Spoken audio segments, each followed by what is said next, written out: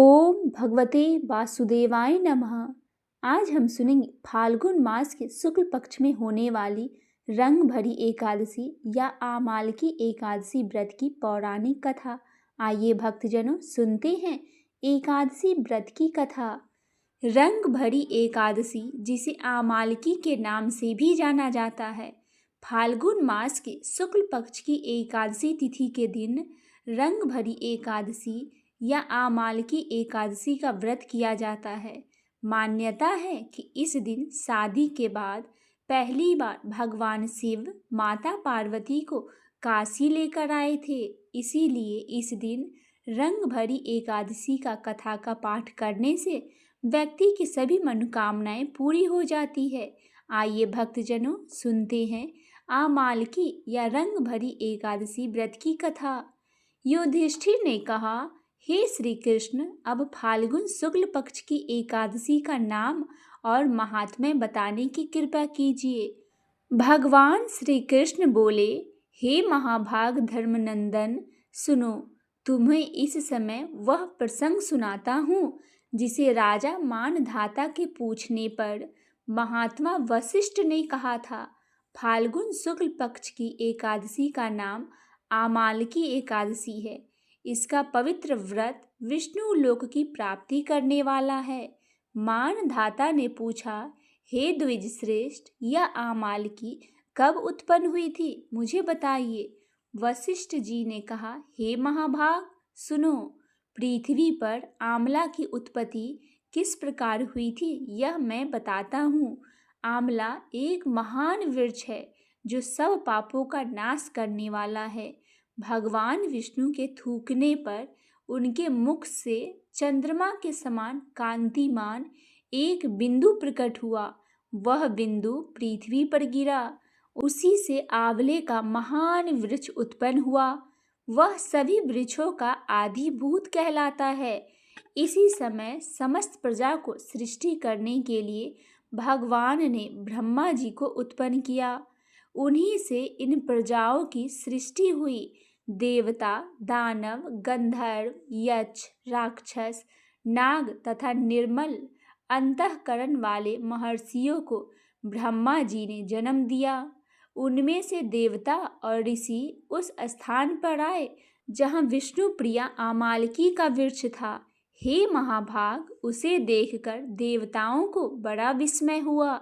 वे एक दूसरे को दृष्टिपात करते हुए उत्कंठापूर्वक उस वृक्ष की ओर देखने लगे और खड़े खड़े सोचने लगे कि पक्ष पाकर आदि वृक्ष तो पूर्व कल्प की भांति है, जो सबके सब हमारे परिचित है, किंतु इस वृक्ष को हम नहीं जानते।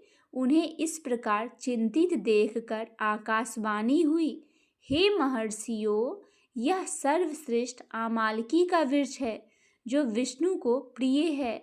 इसके स्मरण मात्र से गौदान का फल मिलता है। स्पर्श करने से इससे दुना और फल भक्षण करने से 3 गुना पुण्य की प्राप्ति होती है। इसीलिए सदा प्रयत्न पूर्वक आमालकी का सेवन करना चाहिए।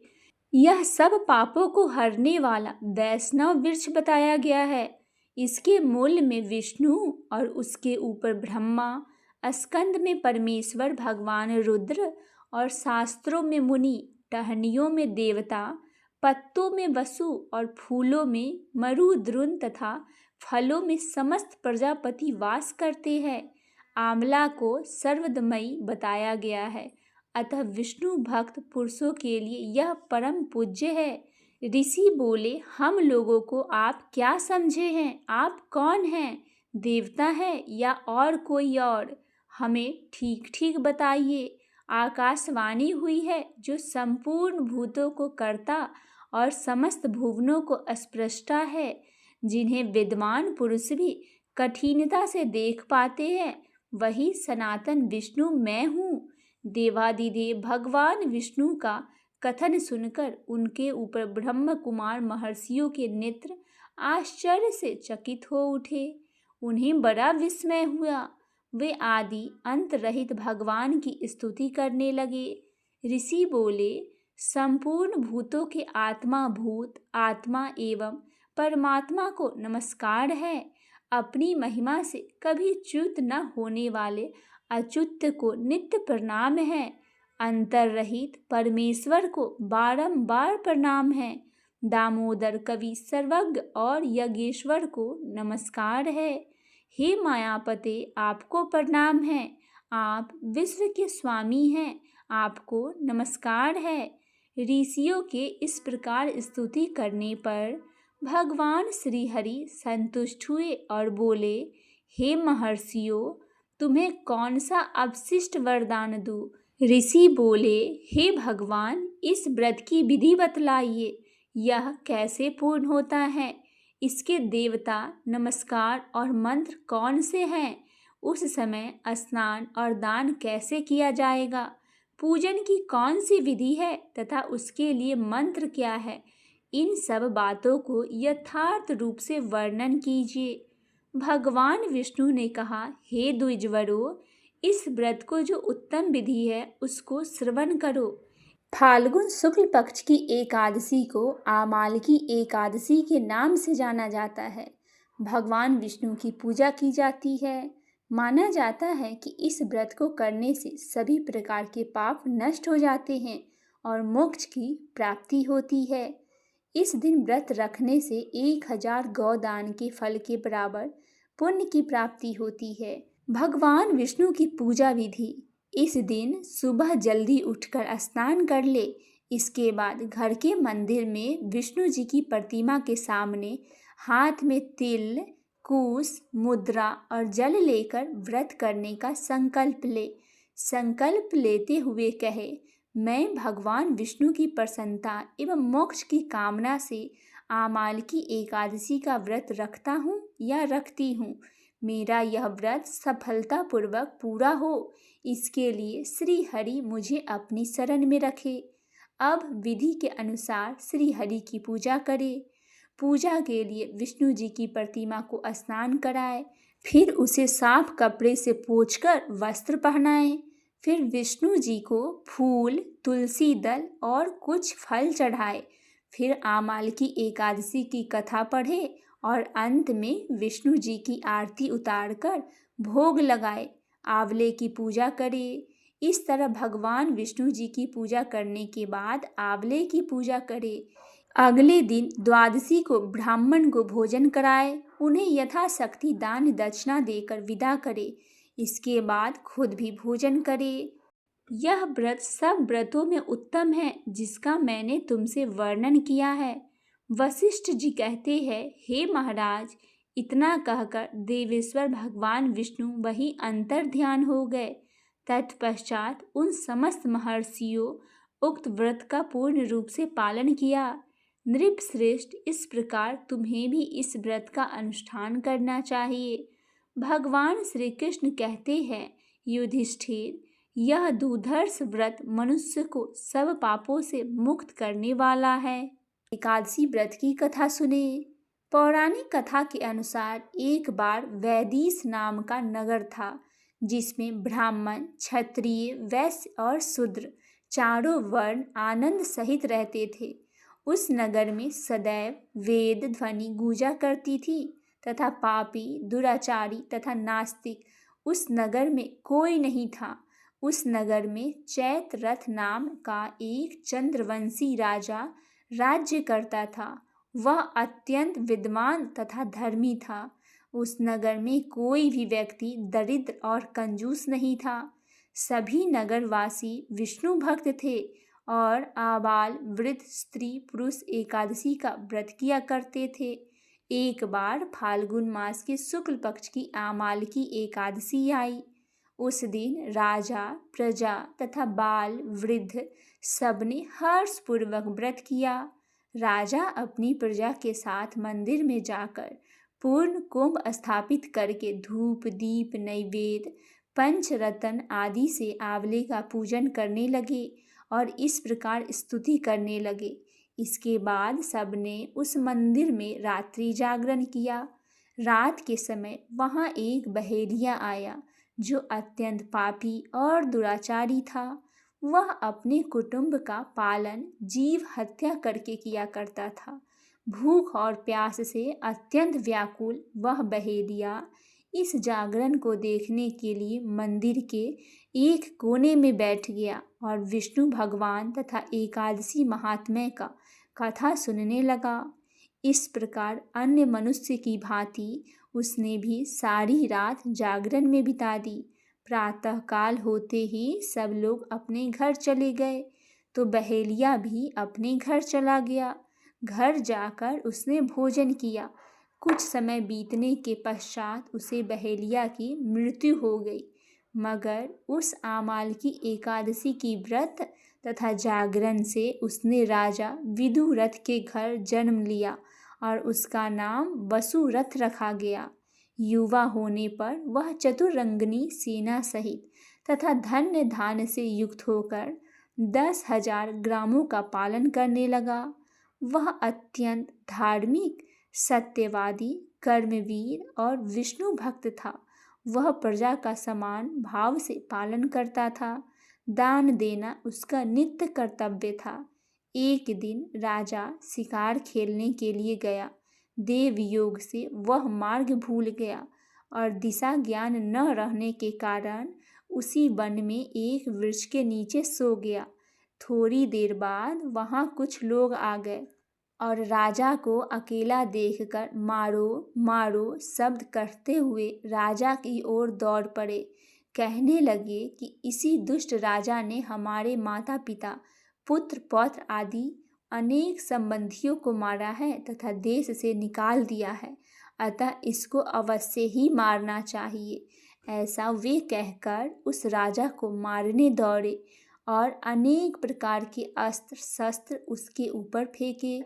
वे सब अस्त्र शस्त्र राजा के शरीर पर गिरते ही नष्ट हो जाते थे और उनका बाण पुष्प के समान प्रतीत होता था। अब उन लोगों के अस्त्र शस्त्र उल्टा उन्हीं पर प्रहार करने लगे, जिससे वह मूर्छित होकर गिरने लगे। उसी समय राजा के शरीर से एक दिव्य स्त्री उत्पन्न हुई। वह स्त्री अत्यंत सुंदर होते हुए भी उसकी भुखटी टेढ़ी थी। उसकी आंखों से लाल लाल अग्नि निकल रही थी, जिससे वह दूसरे काल के समान प्रतीत होती थी। वह स्त्री उन लोगों को मारने दौड़ी और थोड़ी ही देर में उसने सबको काल का ग्रास बना दिया। जब राजा सोकर उठा तो उसने उन लोगों को मरा हुआ देखकर कहा, इन शत्रुओं को किसने मारा है? इस वन में मेरा कौन ही तैसी रहता है? वह ऐसा विचार कर ही रहा था कि आकाशवाणी हुई, हे राजा, इस संसार में विष्णु भगवान के अतिरिक्त कौन है तेरी सहायता कर सकता है? इस आकाशवाणी को सुनकर राजा अपने राज्य में गया और सुखपूर्वक राज्य करने लगा। बोलिए लक्ष्मी नारायण भगवान की जय हो। आइए भक्तजनों, अब हम सुनते हैं भगवान विष्णु जी की आरती। ओम जय जगदीश हरे, स्वामी जय जगदीश हरे। भक्त जनों के संकट क्षण में दूर करे। ओम जय जगदीश हरे, जो ध्यावे फल पावे, दुख बिन से मन का। सुख संपत्ति घरे आवे, कष्ट मिटे तन का। ओम जय जगदीश हरे, माता पिता तुम मेरे, शरण गहु मैं किसकी। स्वामी शरण गहु मैं किसकी, तुम बिन और न दूजा, आस करूँ मैं जिसकी। ओम जय जगदीश हरे, तुम्हें पूरन परमात्मा, तुम्हें अंतर्यामी। पारे ब्रह्म परमेश्वर, तुम्हें सबके स्वामी। ओम जय जगदीश हरे, तुम्हें करुणा के सागर, तुम्हें पालन करता। मैं मूरख खल कामी, कृपा करो भरता। ओम जय जगदीश हरे, तुम्हें होए के अगोचर, सबके प्राणपति। किस विधि मिलाऊं दयामय, तुमको मैं कुमति। ओम जय जगदीश हरे, दीन बंधु दुख हरता, ठाकुर तुम मेरे। अपने हाथ उठाओ, द्वारे पड़ा तेरे। ओम जय जगदीश हरे, विषय विकार मिटाओ, पाप हरो देवा। श्रद्धा भक्ति बढ़ाओ, संतन की सेवा। ओम जय जगदीश हरे, श्री जगदीश जी की आरती जो कोई नर गावे। स्वामी जो कोई नर गावे, कहत शिवानंद स्वामी, सुख संपत्ति पावे। ओम जय जगदीश हरे, स्वामी जय जगदीश हरे। बोली भगवान लक्ष्मी नारायण की जय हो।